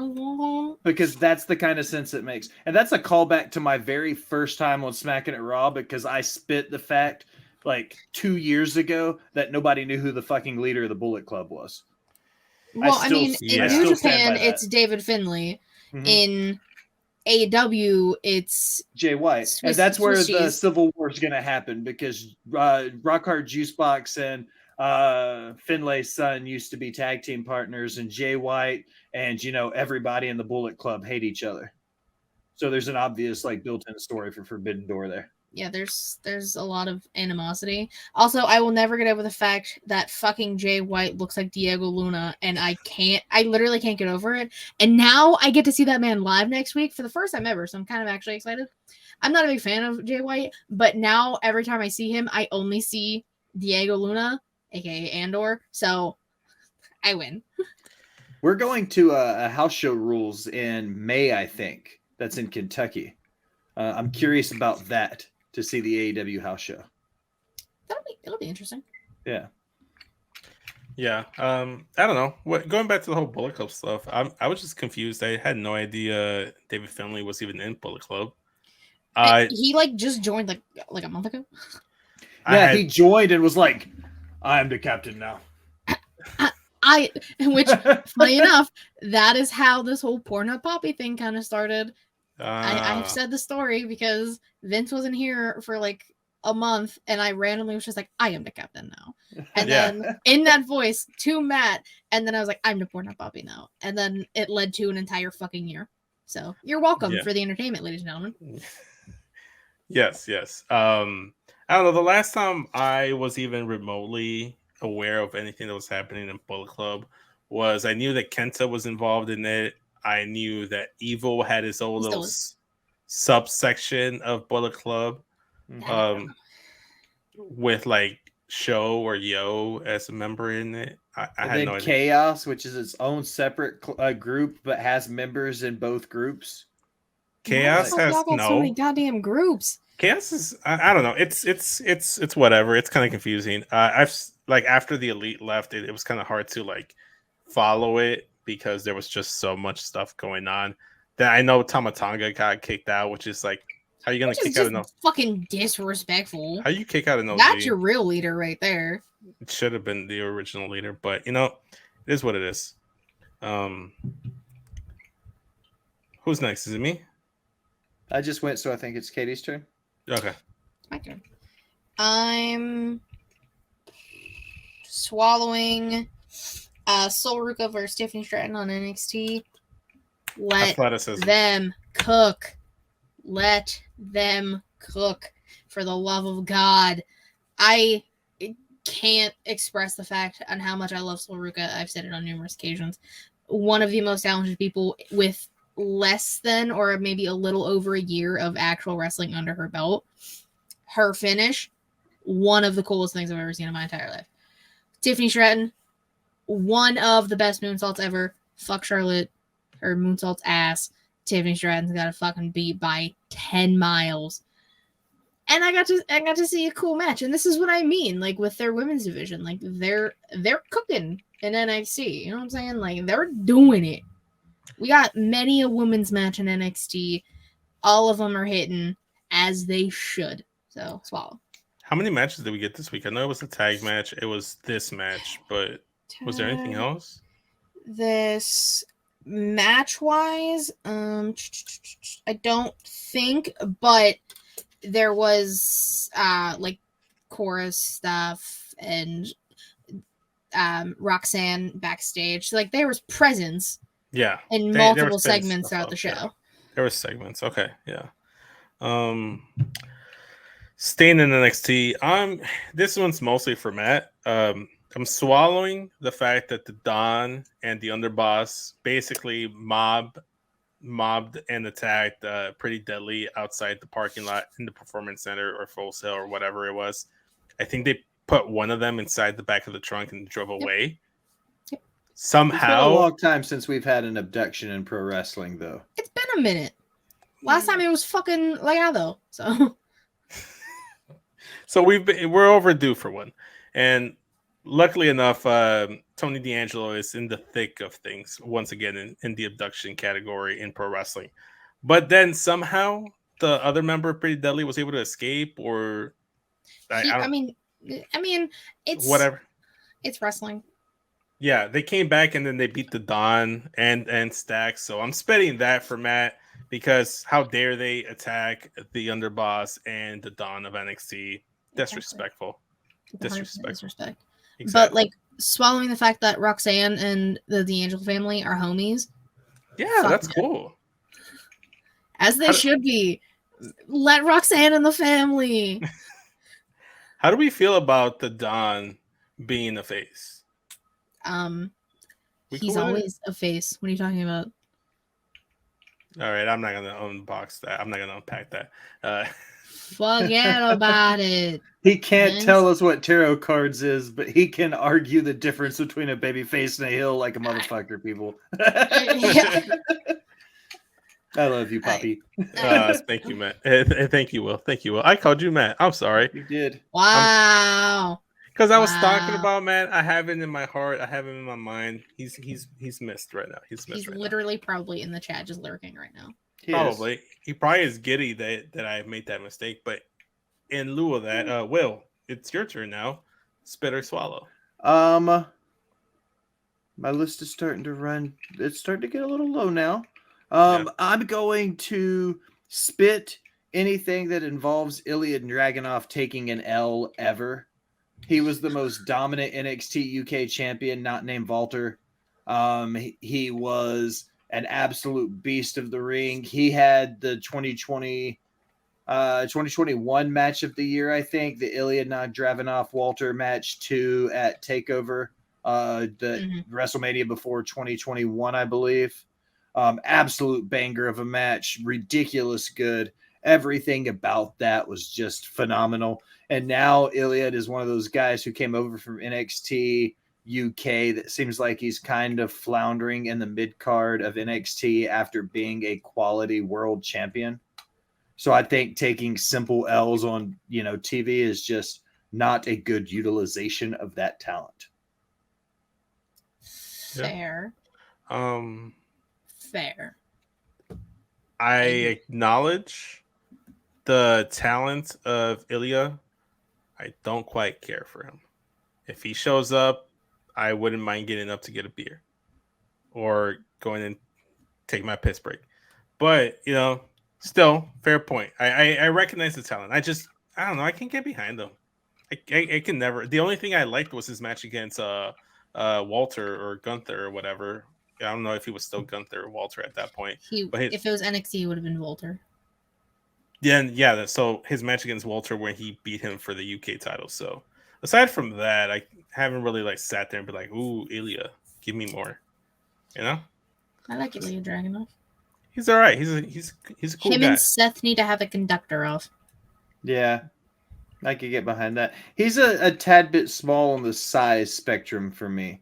You know what I mean? I like a little bit bigger, beefy men when it comes to slapping meat. He's got and Katie, don't hurt me. I love you. He's got a little bit of Adam Cole syndrome. Like I fucking knew you were gonna say that, and then I love you. I'm sorry. You knew it was coming. But that's how I feel about Ilya. That's like my biggest takeaway. But that's also my biggest takeaway for Adam Cole too. The only thing I have to say negative about him is his size. Sizes and everything, unless you size doesn't matter. Unless you ask Alice. Yeah, you say that to a motherfucker in a rowboat trying to get to England. Okay, that's all I'm saying. It'll get there.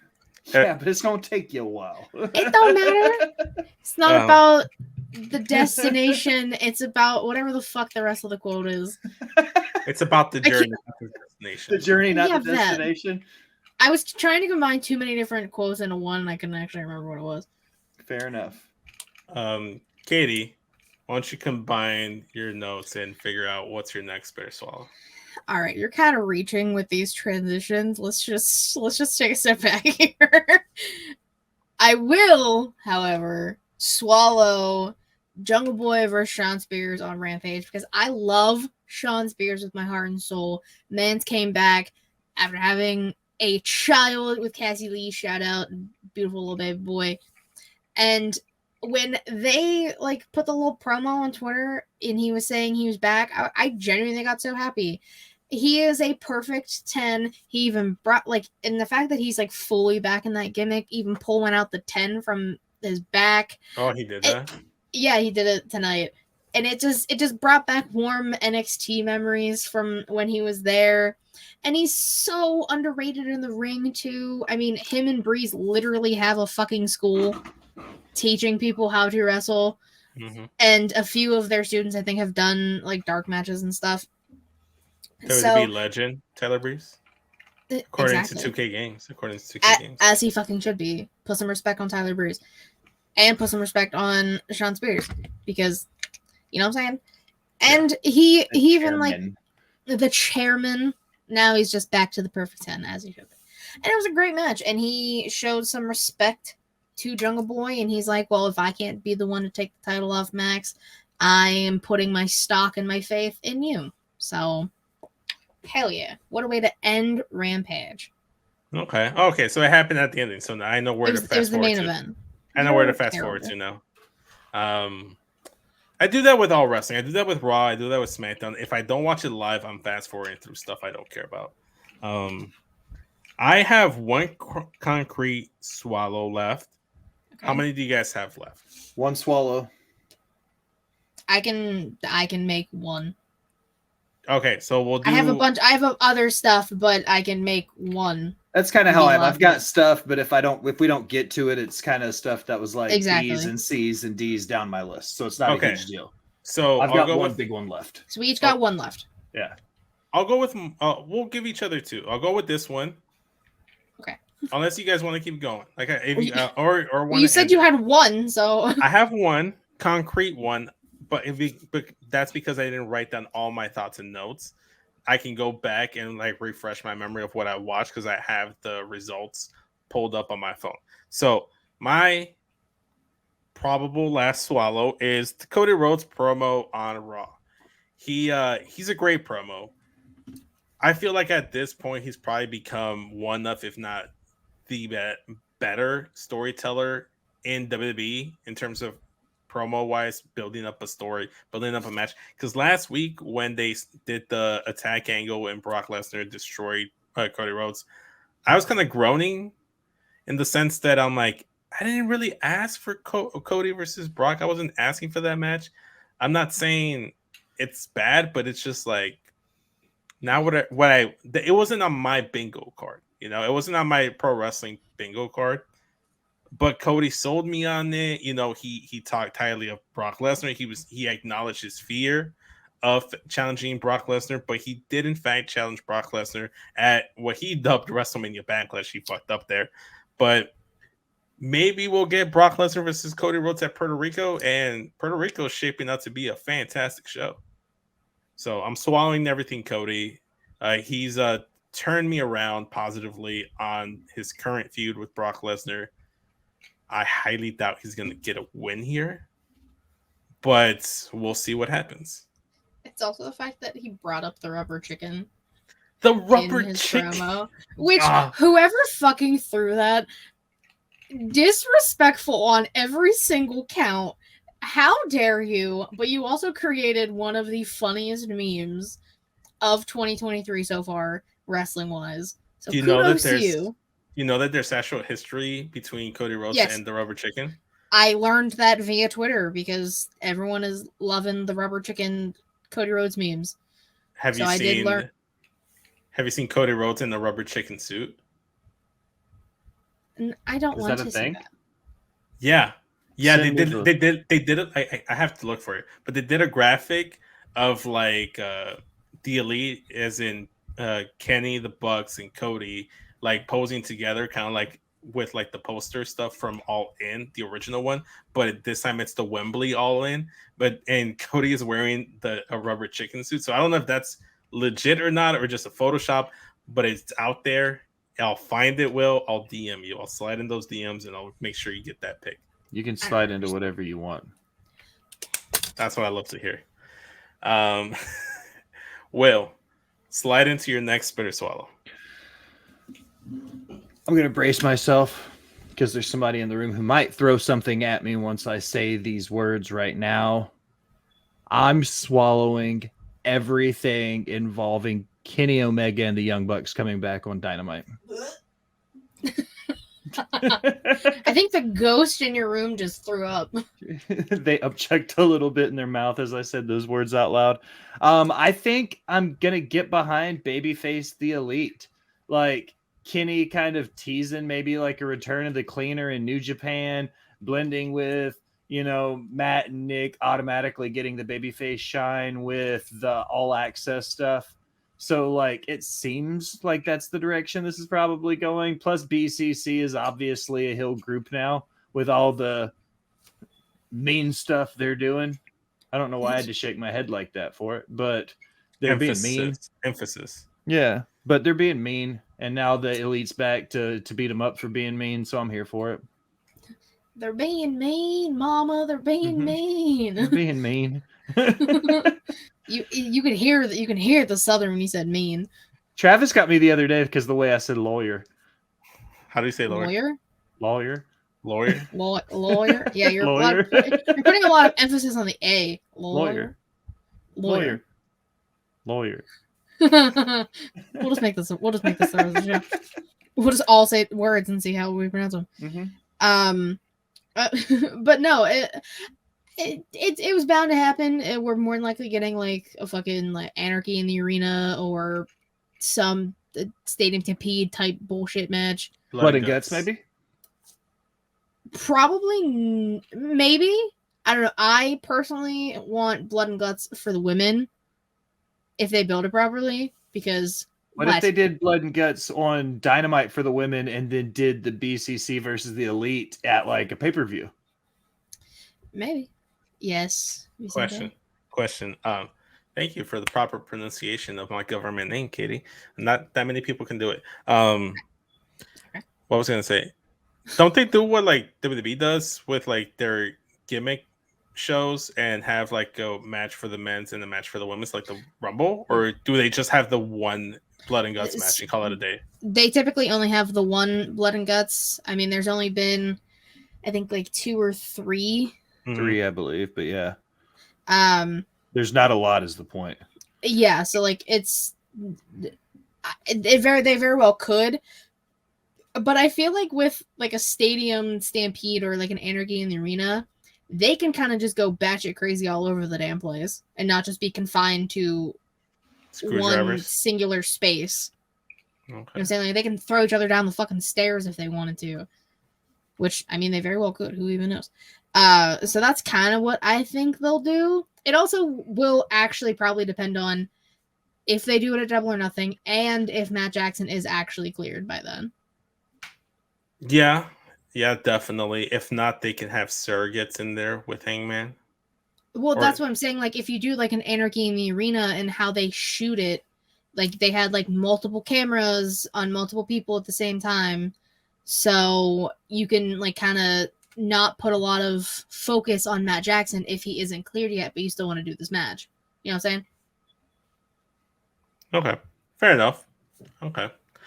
Speaking of pushing down the stairs, when you mentioned that, Katie, I just kind of like remembered in my head the image of Brock Lesnar shoving Zach Gowen in the wheelchair down the stairs on SmackDown. That was terrible. Brock Lesnar's done a lot of terrible things.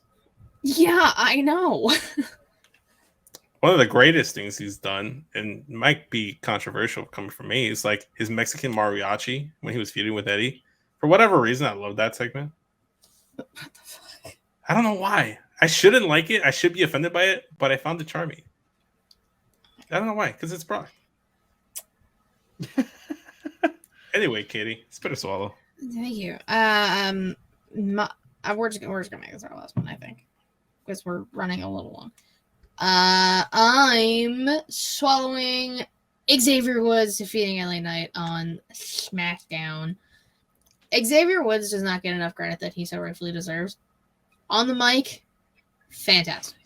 In ring, underrated. On the trombone, getting better.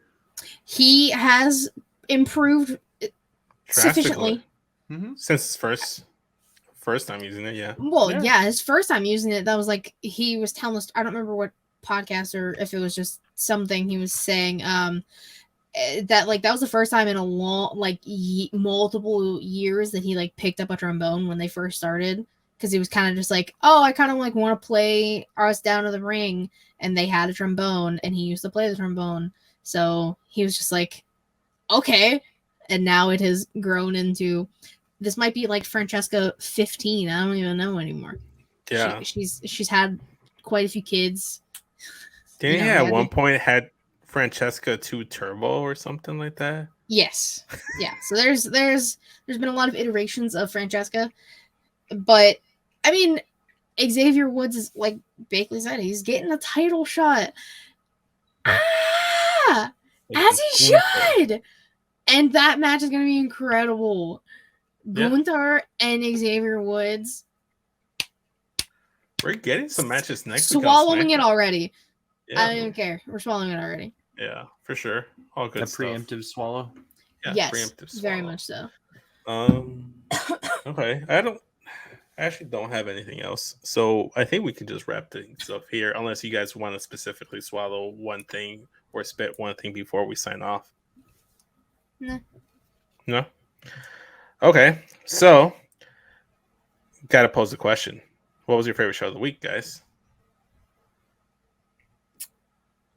That is a great question. I don't know. You don't have an answer to that question. I never have a fucking answer to that question. Come on now. It's on brand. NWA Chicago 312. Excuse me? Of the week? It happened this week? It was last Friday, technically. That but counts. I was on the show last week, yeah. That counts. It's pushing it. I'll give it to you, Will, but that's only because it's you. I mean, it counts anyways. I also had to figure out a way to weasel the NWA in because I didn't put any of my spits or swallows this week. But I had to figure out a way to bring the NWA up on Matt's show at least once. Okay. Yeah, that's Will's thing. Tyrus is still the NWA champion. EC3 is now the national heavyweight champion. What even is this company? I'm not real sure yet, but you said yet. I'm still figuring it out. Let it play out, right? Okay. Maybe not for this. Maybe burn it. I don't know. Burn it down. Yes. Burn to the ground. Nickelback. Great song. Great Raw theme song. I'll go.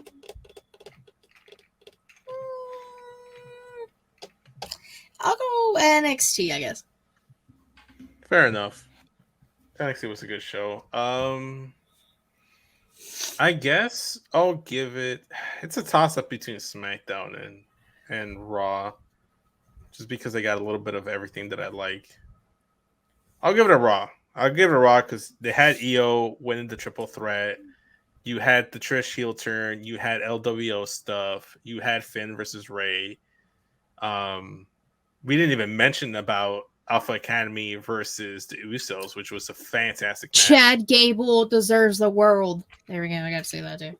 Yeah, I had spitting Alpha Academy losing. Like I love Otis, but Chad Gable needs a better push. Yeah, agreed there, guys. Nickelback is the second worst band in history behind Trapped. Trapped is the worst band to ever exist. Never heard of Trapped. Never. Not once. That's not surprising. But what I have heard is, well, actually, there's no show of the week because I'm not going to overrule anyone. So just, guys, let us know what you thought your favorite show of the week by tweeting at us or DMing us or just tagging us in your post on Instagram, TikTok, and Twitter at It's Creation World. We're available on social media. If you follow us, turn on notifications so you know when we go live, because we tweet and we make posts when we go live for our creation conversation weekly daily show Monday through Friday, and then we also tweet when we go live for Smackin It Raw. And I already tweeted that already plugged at the start of the show that we're available on twitch.tv/creationworld. If you haven't given us a subscription yet, go ahead and do so, because if you have Amazon Prime, that means you have Prime Gaming, which means you get a free subscription, which means you should give it to us. And if not to us, you should give it to Katie and Shalik Showcase. If you don't give it to Katie, you should give it to Will and Botch Spots and Share Shots and River City Radio. Bingo. But I don't have enough followers on Twitch to get subscribers yet. I can only get followers. So if you follow the Twitch, follow Katie's Twitch so she later. can get the option to subscribe there. But you can subscribe for free on youtube.com/creationworld. Turn on the bell notification there. Give this episode a like. Comment down below. Let us know what your spits and swallows of the week are. But if you can't watch us live and you want to watch us after the fact, you should go ahead and turn over to pornhub.com/model/creationworld, where you can take care of some business, watch the show, then take care of some business, or take care of business while you watch the show. It doesn't really matter. It's Matt's favorite place for you to watch us, and we greatly appreciate it. So give us a like, give us views there as well. If you want exclusive content from the Creation World community, the group, we have patreon.com/creationworld, where we have 2 exclusive Patreon shows: Return to Wrestling, featuring the Warden Matt Ritter and Lord Cuzzle Travis Pointer, where they go back in time and watch old WCW episodes. So if you like WCW stuff, go ahead and watch that there. They also have Multiverse with Mara and Travis, where they watch the DC animated movies and whatnot. So if you're a comic book guy, comic book gal, what have you, good show. $1 a month. You get the newest episodes plus the back catalog of all the other episodes, so you can binge watch. So if you're a binge watcher, it's perfect for you. If you want links to things, go to linktree/creationworld. We have all the links to everything there. If not, you can go to creationworld.com. Check out our dating profiles, basically, which is what they are. Find out our favorite ice cream, how many tattoos we have, our favorite drinks, what Hogwarts house we belong to, the works. Check us out. I already plugged the socials. We're on Facebook as well, guys. Facebook.com/creationworld. We got 2 groups. Facebook.com/groups/them dragons, where they talk about House of the Dragons and they talk about Game of Thrones whenever that comes back. But we have a wrestling specific group over there for the Smackin It Raw podcast. Facebook.com/groups/Smackin It Raw, where we have a live chat every single wrestling show: Raw, SmackDown, NXT, AEW, what have you. Great stuff. As for me, you can follow me on Instagram and Twitter at SESVince. Linktree in my bio will take you to everything straight talk, creation conversation, Smackin It Raw, and Get Show. Go check out the latest Get Show episode podcast. Fun stuff. Shout out to Chicago the Phantasma. Shout out to Jay, who got married once again. Shout out to my homie Just. Shout out to Benji. And also go to my YouTube, youtube.com/SESVince. Subscribe there. Why not? I might do video content, so you might want to know when that's coming out. Katie, plug your stuff. You can follow me on Twitter at KatieRassman13. Link tree in my bio to get all things Shilly Showcase. Twitch.tv/Shilly Showcase. Typically Thursday, 6 p.m. Eastern. Give or take. YouTube.com/Chili Showcase. Watch videos because they're way more entertaining. Anchor, Spotify, Google Podcasts, Apple Podcasts. If you want to listen, Chili Showcase is the brand and the weekly show that I do with my co-host Savannah. Inside the Mind of interview series I do. Vince, Will, Allison, Matt, everybody's been on it. Newest one with, as I dubbed her, Canada's favorite content creator, Willow Raven, is out. Highly suggest you guys check that out if you want to learn more about that industry. She's also fantastic and a wonderful human being. So if you want to hear us just chit chat for an hour and a half, I highly suggest doing that. And there's a bunch of other shit on the channel. Yeah, there'll be a new vlog sometime next weekend since I'm going to AW. Yay! I like your vlogs. They're my favorite thing. Like, I love vlogs. Thank you. I like the vlogs in the Elite, when being the Elite, but now I don't watch being the Elite, so I watch Katie's vlogs. Katie's few and far in between vlogs. Storytime with Kinzy, baby, too. There you go. Yeah, that one. I gotta think. I have what I want to do for the next one. I just need to like sit down and do it. It's like the same thing with like this fucking Fight Forever thing. My part 3 that I've been putting off for so long. I have all the notes done. I just need to actually like type it up, and that's the hardest part ever. Yep. Yeah. So I don't want to. So that'll be out eventually. There's just a bunch of shit everywhere on the channel. So go check everything out. Okay, gracias. Will. First and foremost, I want to say thank you for having me on and thinking about me when Mateo couldn't come on. To have me on in his place. I'll never fill those shoes, but I'll be glad to attempt any chance I can as the honorary oos of its creation world. You can find me if you go to Linktree / the Will Gray. It'll give you all of my links for Botch Bots and Share Shots, Creation World. It'll have all my writers' profiles for the Sportster, Last Word on Sports, Pro Wrestling Stories. But the one that is the most important is botchbotsandshareshots.com. You can find all of our podcasting stuff, all of our YouTube links, all of my written work. You can find all of the stuff for Dirty Belly, Nerdy News at 420, and our trivia replays all through the website at botchbotsandshareshots.com. Trivia. Love trivia. Terrible at it. I was a champion at one point. Yeah, 2 weeks in a row. Congrats. And then I blew it because I suck. On the last question, basic math. Wasn't it to Kyle, too, of all people? Yes. Because Kyle... No, that was the show I, like, subbed in for, remember? Oh, yeah. So I already lost my title at that point. No, it's because I second-guessed who I thought the main... Like, the celebrities or something in, like, the main event of Mania 1. So, I knew... I got the answer right, but I didn't bet anything. Yeah, I was scared. That's right. Gotcha. Bakley anyway. Says trivia is fun. Good, Bakley. That means you can play Thursday night with us. I won against Bakley. There you go. Shout out Katie to and Dan part 2, because we all know I'm going to come in 3rd place. Shout out to Bakley. Shout out to JJ. Shout out to Allison. Shout out to Just. Shout out to Matt. Shout out to everyone that was in the chat. Thank you guys for catching us live. We'll catch you guys next week for the Pornhub Poppies, and the Chef by Trade and Mark by Choice, the Will Gray. I am the host, SES Vince. This has been the Smackin It Raw Podcast. We'll catch you guys next week. Later, y'all. Bye.